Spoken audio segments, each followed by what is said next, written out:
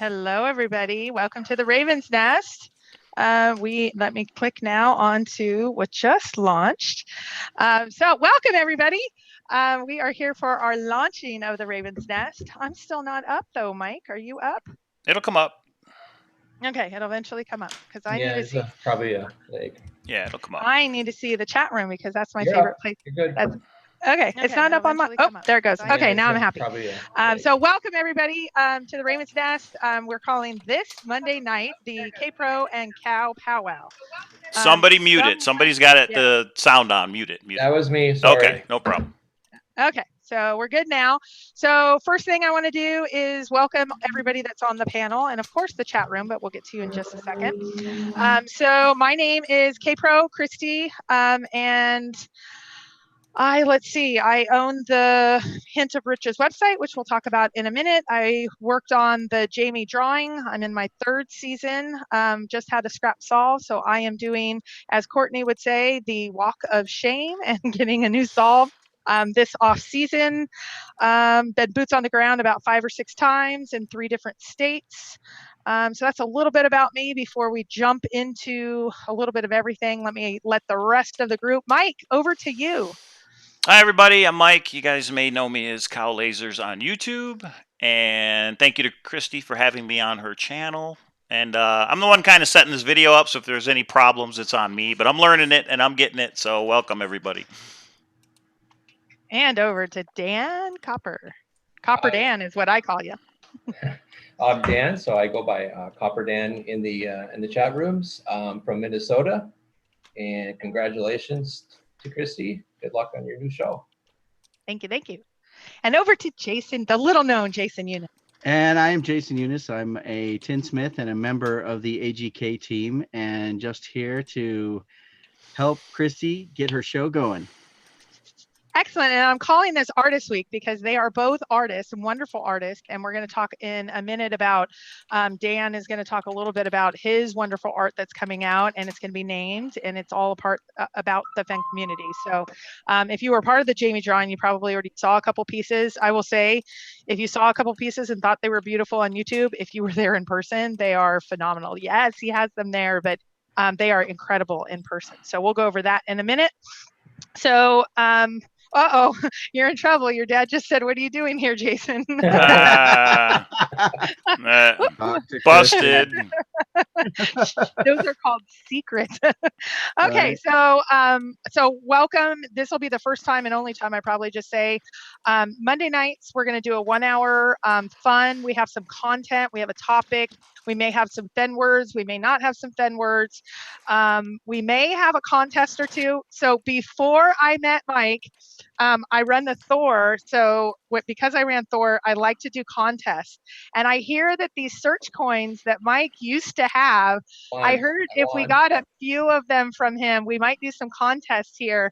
So if you're on Thor, you already know one's going on right now. We have the finalists underway, but I'm going to bring some of those to YouTube just because these are fun. But sometimes it's a book, sometimes it's other things. We may do trivia. I don't know. We'll figure it out later. And then Jimmy Fash should be in the room by now, I'm hoping. Yes, I see him there. He is the moderator. He keeps you guys straight. It's only like don't attack. It's everything else is kind of go with the flow, so it'll be pretty easy going. We're at 58. We need a couple more people in here. I haven't gotten to that part of the agenda. And then the last thing is we are going to once a month kick all the boys off the panel and do a ladies' night.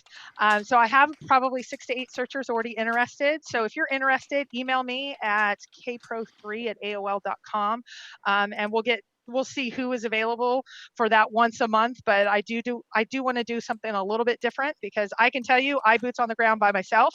It's a little different when someone else boots on the ground by themselves, when you're a man. There's lots of different considerations. So I want to just have a ladies' night and talk, and you guys can still come and watch, but it's going to be all ladies, and Mike will still be there doing all the tech stuff. I feel like it'd be inappropriate. I don't want to be a creeper, you know. I can get a wig. Is that what's necessary for me to be on here, or what? Do you already have one, Mike? Or no. I think we can find one. And then, Mike, do you want to talk? So right after this, there is an event that Mike will talk about on his channel. So I thought, what could I do after? Because a lot of people like to let loose and have some fun after these live shows. I'm looking at somebody. So I thought I'd do a show, and it would be called The Abduction. And why is it called The Abduction? Because of cow lasers, and because I'm going to kidnap Christy, Dan, and Jason. I'm going to bring them over to my channel, and anybody else that wants to come on too. So everybody can come over to my channel, Cow Lasers, when we're done here. And yeah, I'll send you an invite, and yeah, we'll have some fun over there. And special thanks to who gave you that idea, that brilliant idea. Sledneck posted it there you go. on the Hint of Riches. So yeah, it was a good name, and I'm using it. So thank you. Well, and speaking of that, since you just said Hint of Riches, so if you have been on the flip side, I'm on the flip side on Wednesday nights with the Flip guys. You all kind of tormented me with every time you said Thor, I took a drink. So Mike has decided to match me. So every time you say Calazar, cow lasers, he takes a drink. Anytime you say Thor, I take a drink. So you can see he usually has a coffee or a water. What are you drinking, Mike? This would be Bud Light for a nice chilled mug right here, because football is on. All right, that's a good score so far. And I go with the bottle. So anybody in the chat room that wants to see how this night goes, I'm dividing, and be nice and just say, oh, here they come.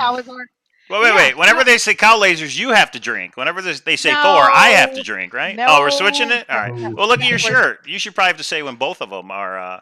That's okay. All right. I'll drink whenever they say cow lasers. Okay. Yeah. And then, oh, thank you. My search partner just said Thor. I appreciate that following me down. She's going to let something slip. Okay. And then the other bet is we have a special bet, Mike and I. I do not believe on our first show we can get over 75. He believes we can get over 75. We're sitting at 68 right now. I see 71. I don't see that yet. I'm going to start posting the link on Facebook everywhere. I like this one, Thor Cow. That means we both have to drink. Oh, okay. And Dan, Jason, feel free to join in. Yes, exactly. Pick a side if you want. It's like picking a football team. You can pick a side if you want. Right. And we'll see how that goes. 71. I will not say what the bet is, but I will say one of us will be entirely embarrassed by the next show. Whoever wins, the other one will be entirely embarrassed. So, oh my God, it's 75. Can someone drop off? I just won the bet. But I still think we're going to hit 100, but I just won the bet. So, all right. Like 5 minutes in, Mike. It's over. It's done. Everybody who wants to give me suggestions on what Christy has to do, please email me at cowlasers@gmail.com. Be nice, but don't be too nice. Wow. Wow. Okay. Yeah, let's not say what. Okay. So yeah, we'll skip over that part, right? Let's go on to and I will say, I also put out. You could see the new channel name is the Raven's Nest, and some of you had wonderful guesses that were all wrong. So Ada Rexia did guess. If you have ever watched Indiana Jones, and Marion, and she's my avatar. She owned a little bar where she did her shots and put them down. And that was called the Raven's Nest. So for you, those adventurers out there that know about Indiana Jones and its history, I give some credit to you, Adarexia. I'm hoping you're a woman, because that shows us women know how to win these little contests. And they're in the chat room, so congrats. Do they win a coin? No, that wasn't part of it, was it? No, not yet. Okay. This is just launching. So, okay. So we're going to transition to Thor. I'm going to talk a little bit about hold on. I'm reading the chat. Somebody said that you should have to show the Supergirl pic for losing the bet. Well, okay. So let's talk a little bit about Thor. I'm not going there tonight. So as I talked about, I own the forum Hint of Riches, and I'm not watching in the chat room. So Mike, I'm going to try and keep an eye on it. Yep. So if you don't know Hint of Riches, we have about 500 searchers, about 1,000 to 2,000 check-in a day. About 50 to 75 posts a day. And the reason for that, especially the check-ins, Forrest has said, oh, and Mike, did you send I did. Yeah, I did. Okay, excellent. I sent him the link. So Forrest is watching. Hi, Forrest. Forrest will announce when the treasure chest has been found on Thor. And so a lot of people just come and check in and read. But we do something called Ben Clarifies. So you go up on Dow's for scrapbooks, you go up on Jenny's for unique words. And then when you think that there's something that you need clarification, either a reporter who usually gets it wrong, or someone else that you have 2 quotes that are kind of a conundrum. I send sets of them, and we have a thread set up that people ask questions, and he's answered about 15 of them at this point. So I want to give an example. In late July, I asked him, Forrest, the latest article says the 200-foot person was a recent searcher. Can you clarify? And his answer was not a recent searcher. So that gives you an example. And I just wanted to hit a couple of the highlights from this week on Thor. Huge shout out to Sean Dotson on the flip side. He started the roundtable from last week. And it was what or where for where worms water halt. We have a thread that has, I think it's at about 125 or 130 responses. People are debating away. Some wanted to continue to debate away before roundtable 2. And when Sean and I talk, we'll continue to debate it in the different discussions and on Thor and other places, but we've already moved to roundtable 2. But if you haven't checked out that thread, it's an awesome thread. The other one is I've put up a grid of all of the tubers. I get lots and lots of emails of when is a tuber going on and can you text me? And I was texting a bunch of people when people were going on. I even got a bunch of texts right before now. Is it now? Is it in an hour? So I made up a grid of everybody that goes on for the whole week, when they go on. Some people say it's the TV guide of the tubers. Nice. It's the TV guide of the Ben tuber. So you can go up on Thor and see it. And that just kind of, and I update it accordingly. So when anybody takes a slot, there's still several slots open. So if you're thinking about tubing, come take a spot. And brilliant. And what does it say for our community that's required now? We've got enough content that it's like, hey, you need to make sure you're not stepping on toes, and there's other shows out there and stuff. So that's great. I love it. And I know it's not related to the Thor, but I need to do a shout out to Toby and AGK. They tried something new called Fandango on Friday night, where they were just going to take as many calls and text until they weren't going to do it anymore. And I think we fatigued Toby at like the 2 hour or 2.5 hour mark. I called in, I talked to him for a while, and a lot of people did, and it was hugely successful. So if you're hanging out and you have like some question you just want to ask Toby and get his perspective, call in on Fridays. There's a bunch of us hanging out. It was awesome. So yeah, technically, I think actually you were kicked to voicemail, so some random weed smoking millennial could kill about 20 minutes on the show. But yeah, you did get a voicemail in. That's great. That's good. Yeah. He was like, "What is this? This Fen search? What? Where am I?" And Toby was very kind, and and I did put in the chat room, I got bounced a voicemail for this. Right. But it was all in good fun because we were in the chat room. We were having a great time. Okay, so the last thing before I move to our content portion, some of the non-tubers, but people that I know have asked me, would you be willing to do a roundtable for me where I'm either there and I've given you some words, or I've put up some pictures. They're not quite ready to go to YouTube. I'm willing. I'm hoping all the tubers are willing. If somebody's kind of shy and isn't really willing to get out there, but they still want to get their point across, fabulous. Contact, I think, any of the tubers, but definitely contact me and Mike. I'm volunteering Mike for that. So, I mean, the more that we have out there, the better. So I say yes. So you guys think that's still fair? I mean, I know Mike and I did a joint one, and that was like, does that break the rules? I don't know. We make the rules up as we go when you really think about it. So yeah, and I think the concept is just to build community and also share ideas. So anything that's supporting that, I think he's going to be good with. I think it's really incredible. It was a great idea, and just the sheer output. I mean, we had people who had never made a video before sparked to create something and post it. That's great. Yeah. That's great. Well, it was now a good idea. It was a really good idea, the round table. Yeah, and I know he's had it for a while, so it's been kind of percolating. And I mean, talk about great ideas. And just like a Gypsy's Kiss, they try something new. Sometimes it works, sometimes it doesn't. But it's all about trying something new and kind of keeping leading edge, which is awesome. So we're now ready to move to the content portion. So I'm going to hand it over to Mike because I've been ignoring the chat room, and that's just rude. So I want to look at them for a moment. So Mike, what is our content question for tonight for our lovely panel, our wonderful, handsome panel? Well, did Dan and Jason introduce themselves? Yeah. Not yet.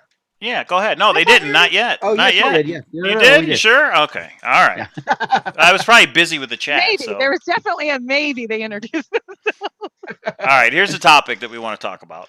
The treasure was hidden 8 years ago. We know that. So how has the location of the chest changed since Forrest was there? So over the last 8 years, what could have affected that location and the chest itself? Anybody want to go So- first? Well, Who's and off so the let me bat? throw out a couple of ideas of what we're talking about. Leaves Right. can fall, mud can happen, limbs, Right. fires, wind, grass, weeds, dirt. I mean, you name it. So let's start with Copper Dan. Let's start with you. All right. So I went with more of what does the chest look like today? And to answer that, what's the chest made of? So the chest is made of bronze. Bronze is about 88% copper and 12% tin. And because it's made of mainly copper, something I know a lot about, it's going to patina and it's going to turn green. So more than likely, the chest is really going to start after 8 years out there. It's going to start blending in. And I just realized I had some pennies that we found outside that were really green. I was going to bring them to show you, but I forgot them. So I think we all kind of know what copper looks like when it patinas. But So Yeah. Jason. Think Over. think Statue of Liberty. Mhm. So, well, so there's some aspects of it that I think tie in. So one of them is, of course, at one point he mentioned that it could get wet. So that suggests that it, at the very least, it's exposed to some of the environment. But he's a very intelligent man in this field, and he always had the idea that it might go on for a bunch of years, and that it would be cool for some kind of individual to come across it way deep in time. So what I think is going to be true, no matter what, is it was well selected for the long haul big events. You know, barring something that he couldn't foresee, like an earthquake. But you know, the thing about the Rocky Mountains is they're so generally stable as far as geologically.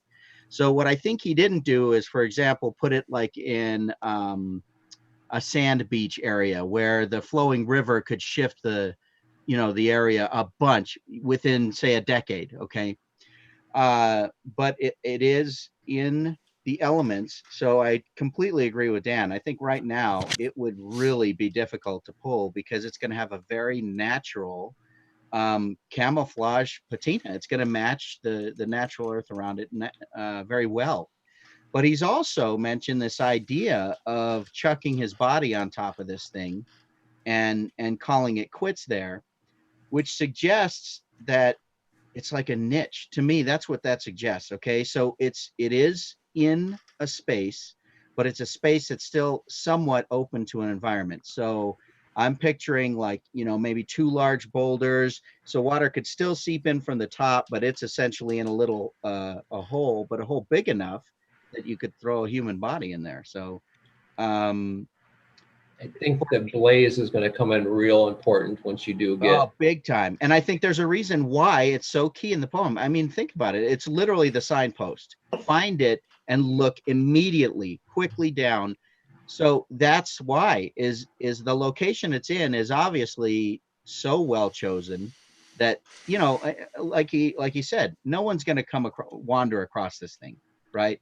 Yep. So what that suggests is, if you're not a searcher that knows to keep an eye out for the blaze, then more than likely you are not going to see this thing. Okay, Mike, over to you. Actually, you're coming up as Christy Thor. I know, because I logged in with yours, right? Well, I am. We're together now. We're linked. Yeah. That's cute. Yeah. Oh, yeah. That's And cute. here's my. Right. Okay, So I just noticed that. Sorry. totally lost my train of thought. But no, what I was going to bring up was the blaze as well, because if you take the poem literally, that the blaze marks where the chest is, you look directly down. I'm more concerned with the blaze over the last 8 years, and let's hope the blaze hasn't been covered up, whether a tree fell over or wind or dirt over it. Forrest is smart, like you said. He had to have planned for this. He said it may not be found for 100 years. It may not be found for 1,000 years. So whatever that blaze is, it's got to be in a location where it's not going to be affected by the elements. I would hope, because if we can find the blaze, and that blaze is such that we know we have the right one, we're going to dig down 20 feet. We're going to do whatever we have to do to find the treasure chest.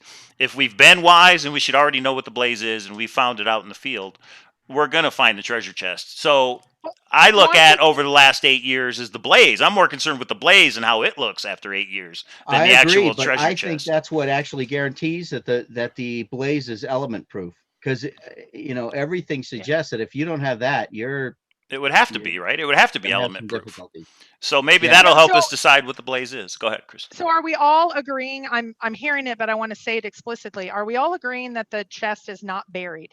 At least 8 years ago when he placed it in his location. There's been a little bit of controversy, but for me, not buried. Now concealed, but not buried for me. Does everybody agree to that? Yes. Yeah, I agree. It's not buried. In the traditional sense, in the dirt, it's not buried. I think his statement. Yeah, I will agree with that. Yeah, I will agree with that. In the traditional sense of literally being stuck in the ground and covered in dirt, right? I do agree. But I think in the Sly, Texas, I'll give you an answer if you want an answer, that I would not be surprised at all if there's a flat rock completely covering it. So in other words, we'd all say like, well, that's freaking buried. I mean, I couldn't see it. I would have had to move it. In my mind, that's buried. But to him, it'd be like, it's not buried. It's not covered in dirt, buddy. You know? Well, so do we think that, let's just say it was exposed in some way. There's not a huge rock over it or something like that.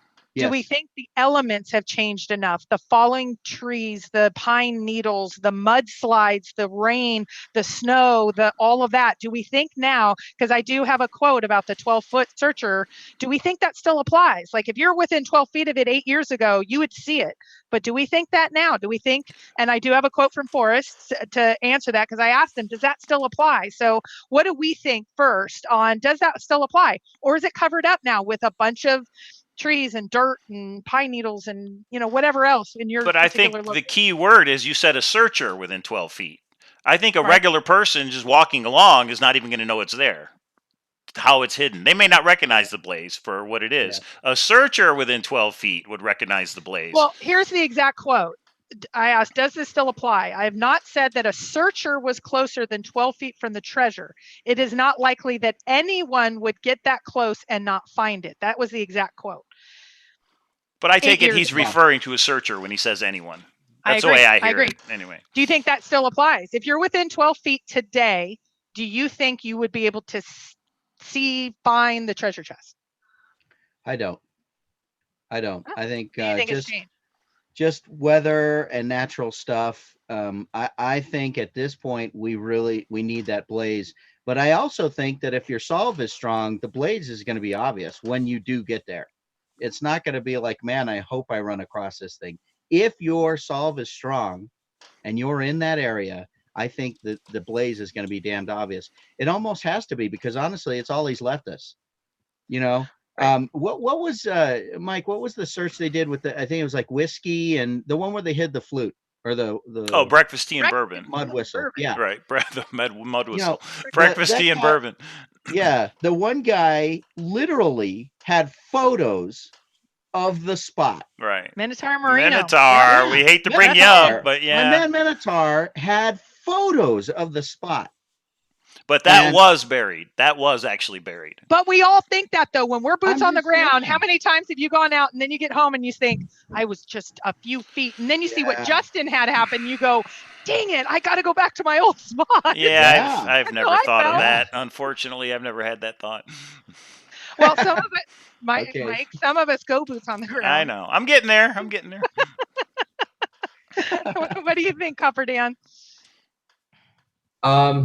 So I had a thought going, and then I lost it here. But I think it's going to be real tough after 8 years, just because the chest is probably going to be really starting to blend in. I think I agree with Jason. It's not buried, but it's hidden well enough where it's not just sitting out in the open. So well, and what about a tree falling on it? That could change everything, right? Like one of those big trees that come in some huge storm. Now he's saying like kick over a log, but an old log that's like you can break loose. But I mean, is there a chance? Because he talks about seeing trees and animals and this and that. Is there a chance that a tree's falling on it and that changes the game? Well, in my mind, with my large niche concept, it's essentially protected from a tree fall. Short of the tree falling right in front of the area, but as far as like coming down on it, in my mind, with him, thinking that he could basically hide himself out in there and decompose with the treasure, then it wasn't open in a way where a tree fall could directly affect it like that.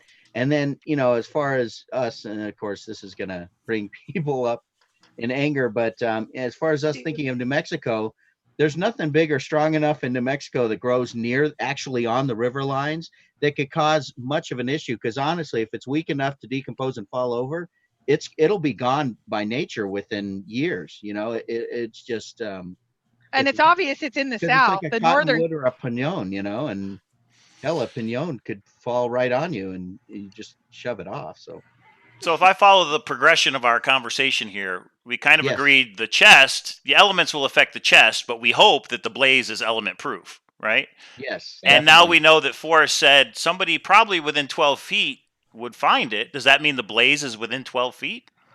What do you guys think of the chest? For me, no. I don't have I'm not that far along in my solve. I do think it's nearby because he made the comment, someone solved 2 clues and then they walked right by it. That means to me it's in close proximity, but I don't think 12 feet. I think it's within, well, for me, it's a half mile, but I won't go over a mile on where I leave my car. But I don't think it's 12 feet. I don't think it's that close. The blaze, just the blaze from the chest. You think it's got to be more than 12 feet? For me, yes. But I think also you said that the blaze wasn't movable. He said it's not feasible to move, but it is movable. Am I wrong? That's right. That's what he said. Yeah. Okay. No, that sounds right. So it still can be moved.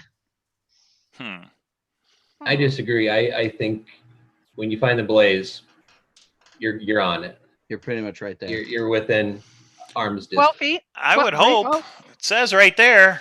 Look quickly down. I would hope it marks it right there.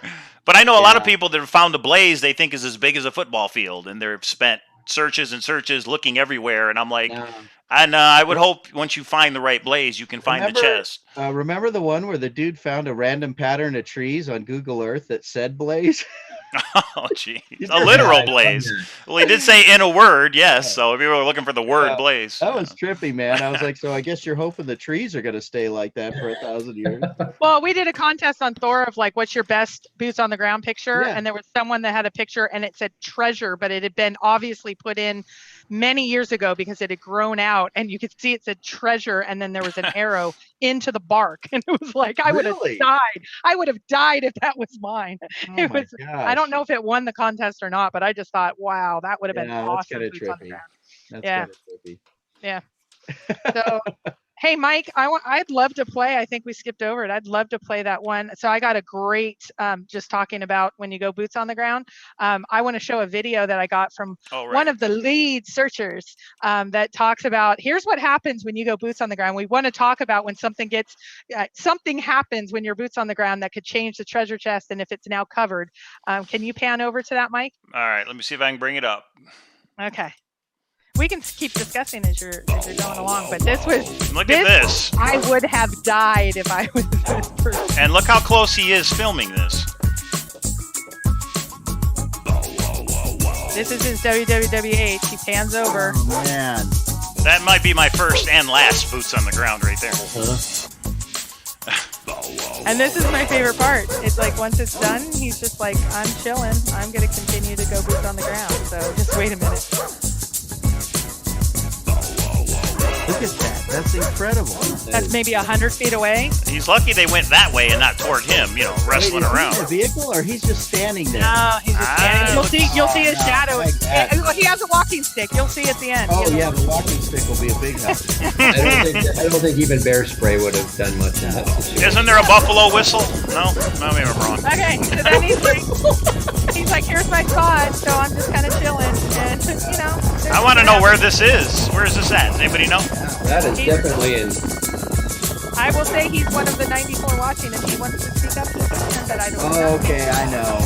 Yeah. There's a few that might know. I was gonna say there's a few that might know. But talk about like that.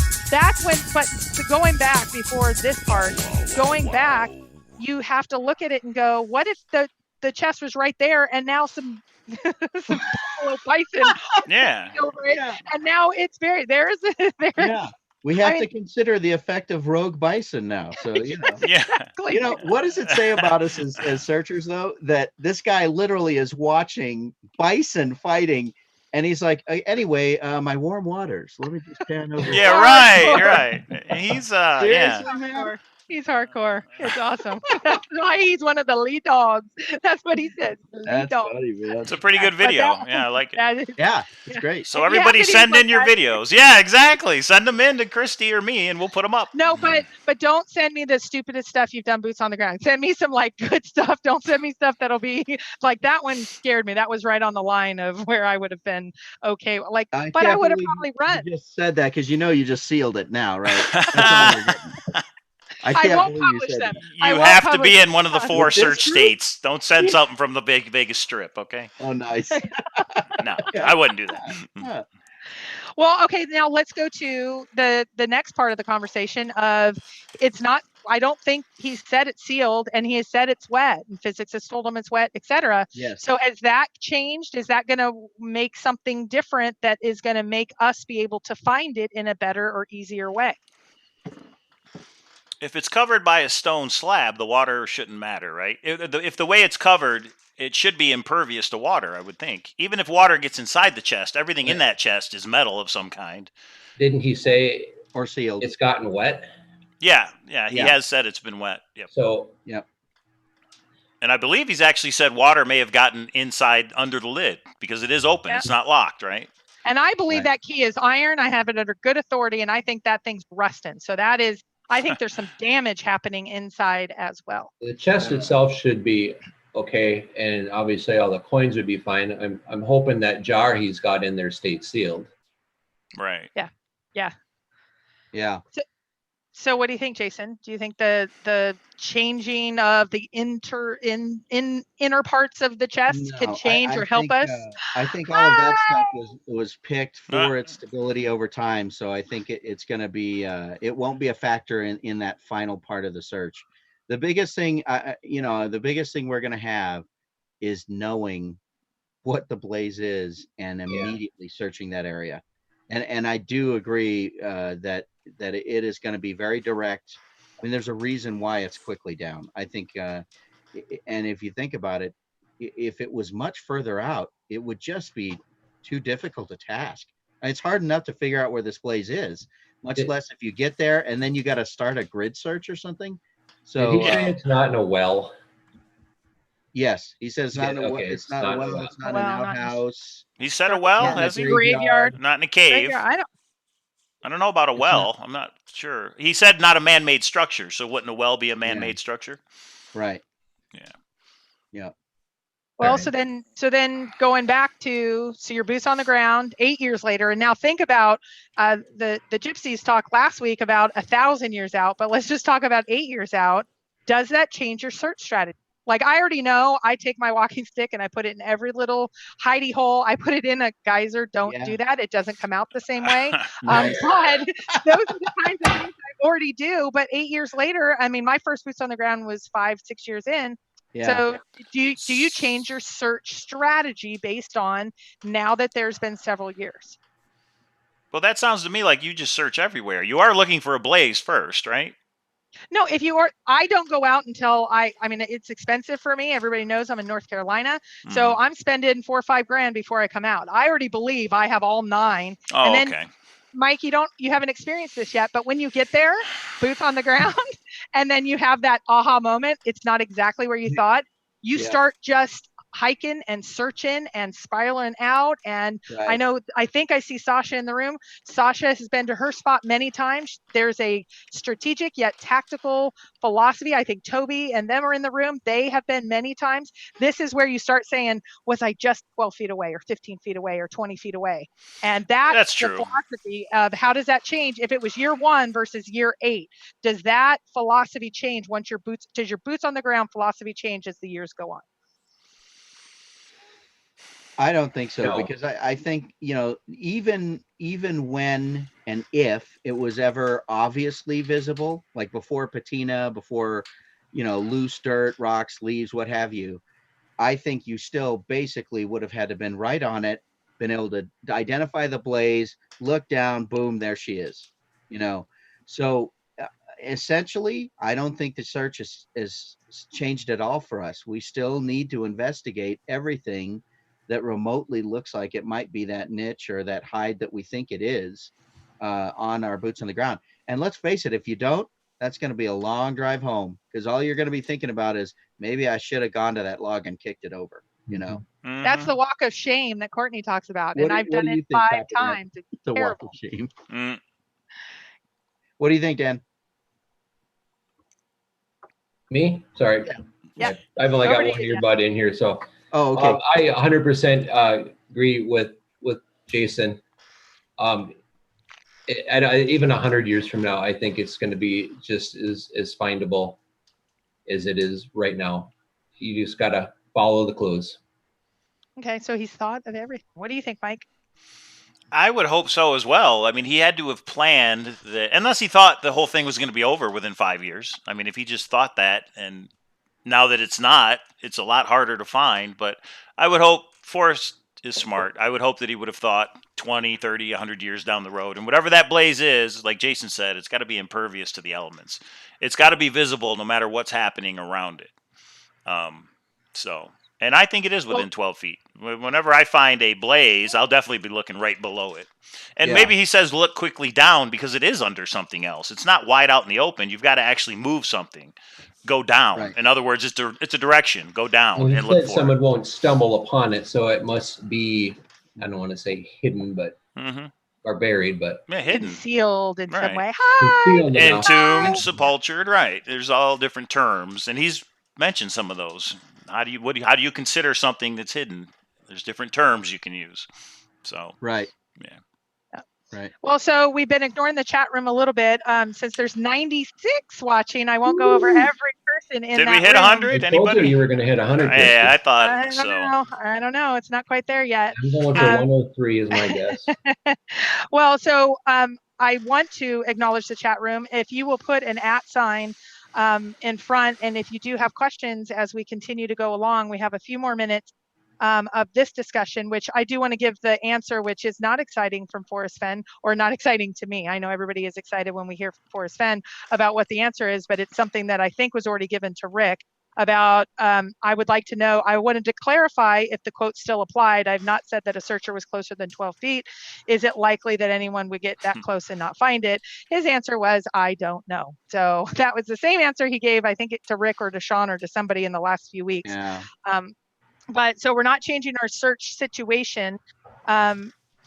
But Sean Martinez is asking, how do we picture the chest right now as it stands in its location? Cold, very, very cold. Can you imagine those coins after 8 years? I mean, you're going to have gloves, I think, just to go through all that metal. Yeah. Yeah. Well, I believe that it somehow flushed to the ground 8 years ago. So now there are things on top of it. The things could be a little bit of dirt. I don't think a lot, because I don't think he put it in a spot that it would be now buried. I think there's leaves. I think there might be pinion nuts. It depends on your search location or pine needles or whatever it is. But I do not think, I think maybe at a time, if it would have been able to be seen, I don't think it's able to be seen at that same level. So that's where I think my search strategy would change a little bit, of making sure to move every little cubby hole and things. I probably wouldn't look under trees and things unless it looked like a tree that just went down. But what do you think, Copper Dan? I've always pictured it in rock. It used to be pictured behind a waterfall.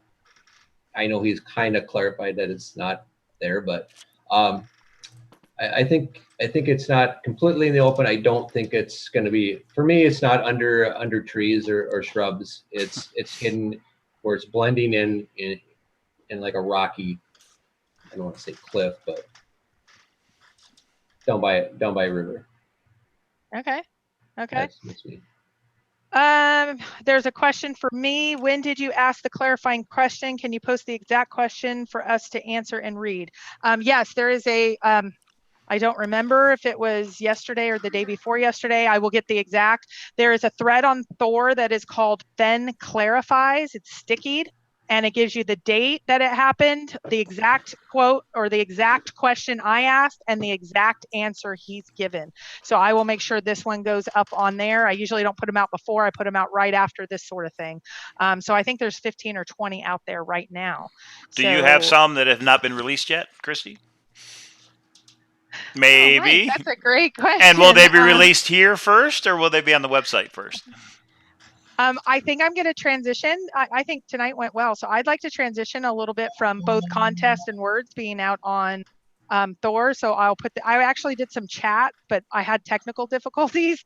So I did some chats and put them out on the chats first on YouTube and then transitioned them over. The Jamie drawing is actually what got me behind the camera. I never wanted to become behind the camera. And now that I have technical support, as in the wonderful Mike Cowling, I'll put them here first. I think they would be great to be here first. And then we'll go from there. So I think you should give out coins here. Oh, I think so. How did you get all those coins? You have more than I do at this point. What is going on? What kind of a world do we live in? Do you want to hear the story? I can tell you the story if you want to hear the story. Let's hear it. So there was this guy named Mike Cowlings who was trying to get his last coins out to the rednecks, and he was going to do a drawing of some sort. Oh, that's right. You don't have his name? Oh, Copper Dan too. Yeah, my numbers are lower. Jason, do you have a coin or no? Yeah, where is mine? You got one? Okay, good. I have a few. So somebody contacted the FBI and implicated myself because it was posted on Thor, Mike, and Forrest Fenn, and it shut it down. So I emailed Mike that I'd never talked to Mike except for I bought a coin, and I said, Thor does not take any revenue. I am allowed to take it. How much money is it going to take? I want those coins. And I made him an offer he couldn't refuse. That's very true. And we'll never say what that offer was. And do not email me for these and say I've been offered hundreds of dollars for these. I want them to go to the average redneck that is either in the chat room, given some great, or go into a contest. We did like the best knock knock joke. Come up with a knock knock joke. That'll get you. I want these to go not to the highest bidder, because the highest bidders are eating them all up. You're too. So no, maybe or maybe an amateur artist that's in the chat room right now. And I just want to say thank you to whoever that was who brought up the legality of the drawing, because that's how I met Kpro. So it all worked out, didn't it? Yeah. There you go. Right. So yeah, so that was actually the first time Mike and I had a conversation, because I was like, I want those, and I want him to go to the average redneck. And 105 in the chat. 105 in the chat. Over. Oh man. You broke a record. I knew it was going to happen. Oh, okay. So let's transition at this point to, I think, probably the most exciting part of the night, which is, I'd like to see the artwork again, if you can show it. Yeah, Dan. both of you explain your artwork a little bit, please, and where people can purchase and go how first? they can purchase. Go for it, Copper. You got it. Want me to go first? All right. Yeah. So here it is. I don't know. You guys see it okay? I got it good? Yes. And I hear there's a name for the piece that somebody's So decided there is a upon. name. I'll wait you guys, make you guys wait a couple more minutes, but and how can somebody purchase that piece if they're interested? All right, so these are going to go on sale on eBay starting Wednesday afternoon. I'm not going to give an exact time. I need to work with Mike just to make sure we get it up, do it right. There's going to be 80 of them. Let me get my notes here so I keep. That's 80, right? 80, and they will be, they're going to be stamped. So there's going to be no way to tamper or forge these. I don't know if they're going to become collectible like the coins. I hope so. I think that would be cool. But so there's going to be 80 of them. They're going to be sold on eBay. If you put your order in on the buy it now option, they're going to be $100. And anywhere in the continental U.S., we're just going to say $20 for shipping. That should cover me okay. I might eat a little bit, but I'm not worried about it. If they're going over, someone ordering that they're going to go overseas, call, give you an estimate. It's going to be more. It's just what it is. I do it all the time. We don't have any made yet because we want to see what kind of response we get. So give us, once you put your order in and pay for it, give me a couple weeks. It doesn't take me long, but we'll get them made. But if all 80 get sold at once, it's going to be like, oh my God. So there'll be a delay. In other words, when somebody orders, there's a time period they need to wait. And I'll get to them, and I will get to Okay. them quickly. This is what we do for a living, so it's not like. Oh, one second. Someone asked if the eBay's name is the Raven's Nest. No. No.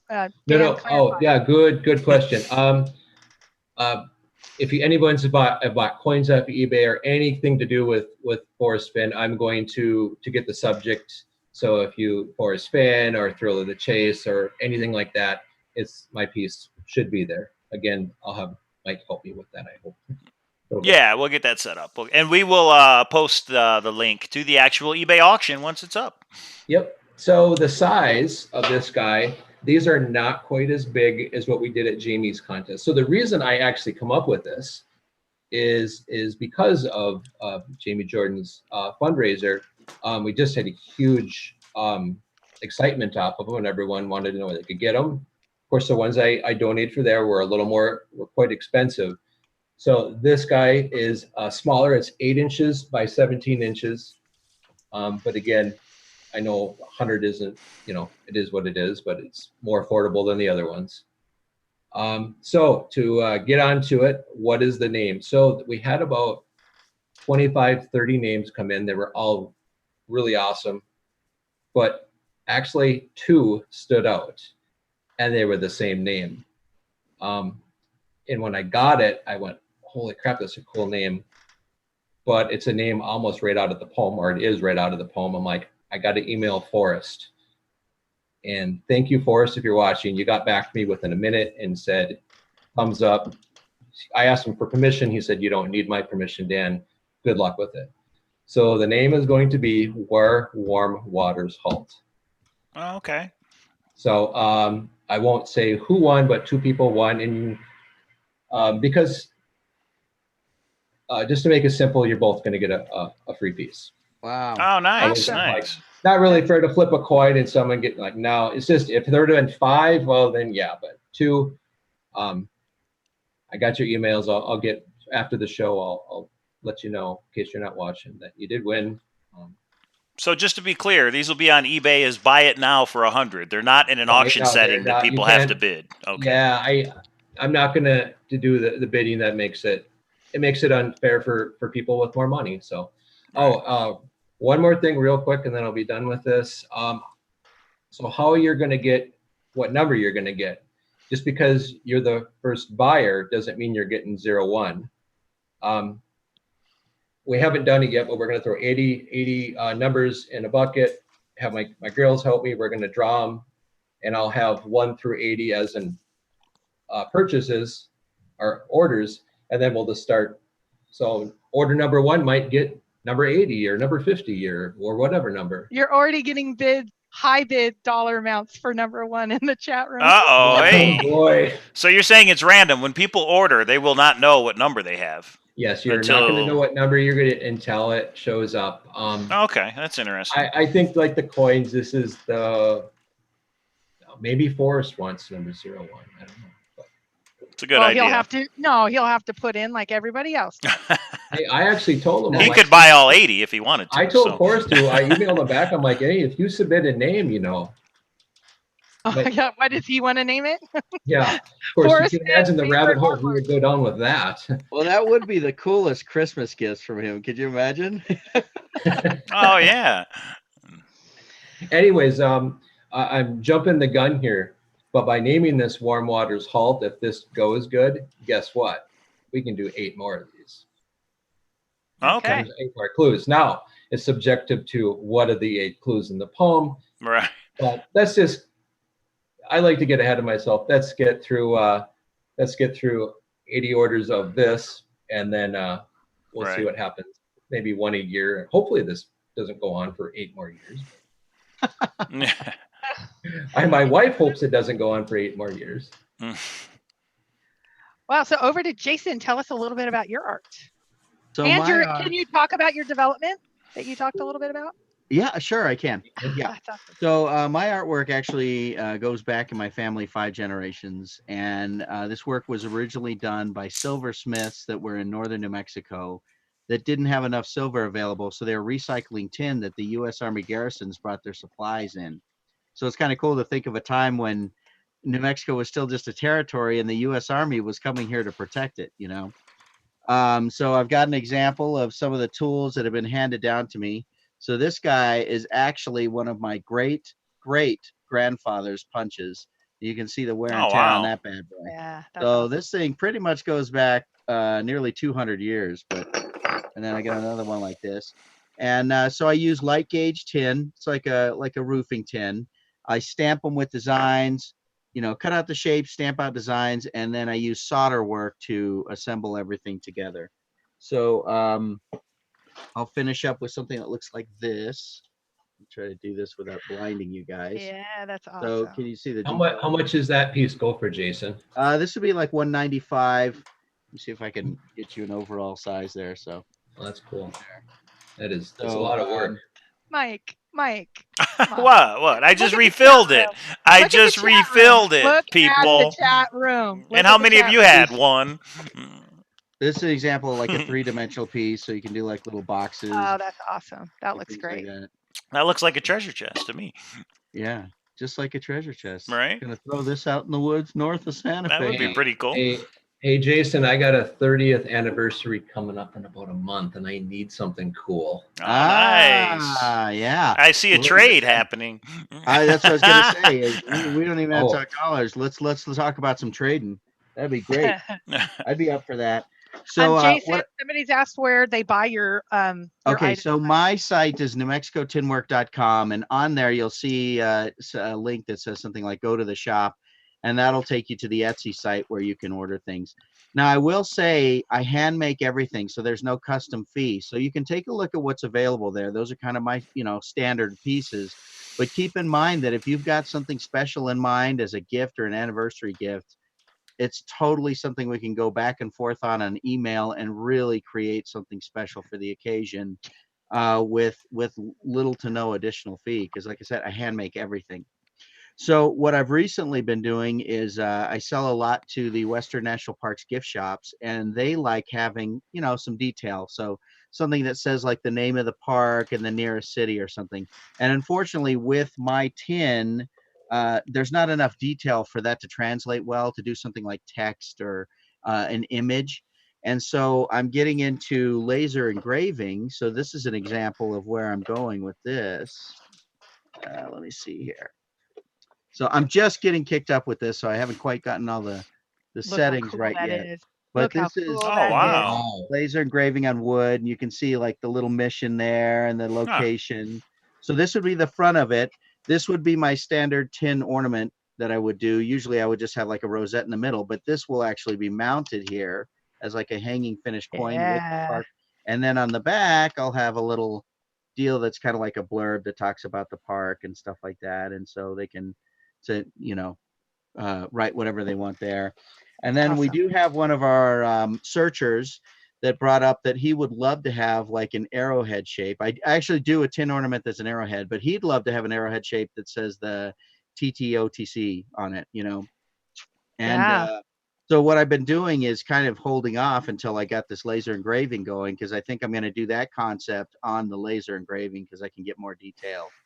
And maybe even see how much detail I could get out of the map, because it'd be cool to have, even as a partial background, have that in there. So. Well, and you may not know that he also gives personalized one-on-one for amateurs that want to learn some of this. And I'm going to Albuquerque in a few weeks, and somebody is going to get a lesson on how to do this stuff. Right. So I'm super excited. So thank you. You're going to go home with finished art that you created. That's what your website said. I'm like, oh, this is going to be great. So that's Christy, awesome. We told you we'd let you come play with the torch, but just know that this could happen. Okay. Well, so let me do a couple of other. We do have a fun little thing. We're going to, Mike and I. Yes. Dan. Sorry. I'm sorry, Christy. I just totally forgot to plug my website. If you don't mind. Go for it. Copperelements.info. You can email me at copperdan17@gmail.com. And we'll put Mike will put all of that in the description or whatever. Yeah. And if you want to know how it's done, because I totally forgot to tell you, just go to my website and you can read about it. Okay. Links will be in the description, like Christy said. So a few people have been asking, all of the Jamie drawing prizes have been shipped all around the world, and wow. I can't believe how expensive the world means. And many of you have asked to pick up shipping. I will tell you, no, that was part of my donation. I didn't take tickets for it. That is what I wanted to do, and I know it's expensive, and I don't care that a part of what I was doing, and I've already budgeted for it. So everything has gone out all over the world. The virtual ones, everybody was contacted. I'm hoping, well, I contacted all the people that own the virtual ones. So like the Dream Analysis, the Vail, Colorado, the t-shirts, all of those, the owners will be contacting. They have your email and they're going to be contacting you and coordinating like sizes of t-shirts, which week do you want the Vail, that sort of thing. So if you don't hear anything by end of next week, email me. And Mike, if some people have been asking for my email, kpro3@aol.com. I can't put it in there because it says I'm on not my account. So if you could put it in there, I think you're administrator. In the chat? Yeah, I can do that. Yeah. You sure you want to do that? Okay, I got it. Yes. So I will say before we get into the last part of our show, there are two I would consider pretty big announcements that'll come out this off season. Just some fun things, not the treasure chest being found, just some fun things. And Mike is not going to allude to them anymore because Mike alluded to them and I've gotten 7,000 PMs about them. So thank you, Mike. Thank you, Mike. You're going to want to know what it is. That's all I will say is you're going to want to know what it is. It's going to be really, really fun. And one of them has been, is there going to be a Fenbury next year? I don't know about Fenbury, but I think that poker tournament was too much fun to not have a next year. And there's some things in work. And this is my shout out, even though I know she's traveling today and not going to watch this till later. Cynthia must be my partner in crime or I will not organize the rest around it. I know I can convince her. She just needs lots of margaritas. So I'm putting this out right now, Cynthia, and I will, it probably won't come out till December, January. About some details of that, but there's going to be a few different projects and things that will come out that hopefully just brings the community together. This is the crappy part of the year when by January we're all just dying to go out, but we can't. I'm hoping there's some really fun things that, and thank you, Forrest, for being a part of saying, yes, you're allowed, but we're still in works on some of them. So now I think we're coming to the last portion. So kind of like the flip side does, they do their weekend update. We want to do a little bit of a shout out to all these night shows that have little pieces that they have. So I don't even want to tee it up. If you don't know what this is, I'm sorry about that. But Mike and I are going to go back and forth a little bit on our tribute. And we want to thank certain people in the search community in our own special way. So Mike, would you please tee up the music? It's a little something we call thank you notes. So thank you, Flip Guys, for never letting me hear Forrest Dog's name again without giggling like a 5-year-old. Thank you, Forrest Fence Searchers, for buying the coin from me for $15 and $20 and then turning around and selling it on eBay for $100+. Lesson learned. Thank you, Sasha and Jason, Fen Treasure Hunters, for kidnapping Decoy and making me realize what I will do for love. And thank you to the search community for ragging me so much about never having a boots on the ground search that I did a boots on the ground. It just happened to be to Forrest Fence house. But for me, that's the most important boots on the ground. Speaking of that, do you have your, our little event? Oh, yeah, that's right. He did let us take a couple pieces of the pottery, and these are each for my kids. So $100. I've done 5 boots on the ground. Mike has not, so don't be mad. So he gets 2. She gets 2, right? But these are from San Lazaro. These are pottery shards that are from that place. And just so everybody knows, it is pronounced San Lazaro because Forrest said it's named after Lazarus, the name Lazarus. So a lot of people say, is it San Lazaro or is it San Lazaro? What are the two different ways people? Lazaro. And it is Lazaro. I had it wrong. It is pronounced San Lazaro because it's named after Lazarus. Oh, okay. William Ortiz, you're a bad boy. I'm telling you now. So. Oh, nice. I'll have to drink to that. Oh my goodness. Okay, yeah, everybody look at the chat. Now, so is there Jason, any final words? Copper Dan, any final words before I get abducted over, we get abducted over and the party begins? Will I find those pieces on eBay anytime soon? Never. No, those are being kept. And I have a couple of other items you will see later that I will never auction off anything that Forrest Fenn has given me. never. Or I've taken from his house. Yeah, I I'm kidding, Forrest. I promise. So A little too much detail. Right. Oops. And the stream just cuts off. Yeah. I just want to say thanks for the opportunity. I don't always get to, share about my artwork, especially in this community. Obviously, a lot of people are here really just to hear about the treasure and our searches and ideas. So it's kind of fun to be able to share something like, what I do for a living. So thanks for that opportunity. And I hope we were able to, knock around the ideas about, what the treasure has become in the last 8 years and give you a little bit of content and some things to mull over in your mind to help you with your search. So awesome. Copper Dan, anything last definitely. minute? Thank you for letting me having me on, letting me plug my work, talk about it a little bit, and hopefully we'll have lots of fun with it. We'll see where it goes. Mike, over to you. What is this abduction about? This is where we go to Bible study, or what do we do from here? So first, I just wanted to say thank you for everybody that showed up and watched. I thought it was a great first episode of the Kpro Cow Pow Wow. And I want to say thanks to Christy, because she could have had anybody sitting in this chair helping her out. Or not this chair, but you know what I mean. And Christy, no one's given you a thumbs up yet, so I gave you a thumbs up. So get everybody in the room. Oh, Come nice. on. Come on, thumbs up.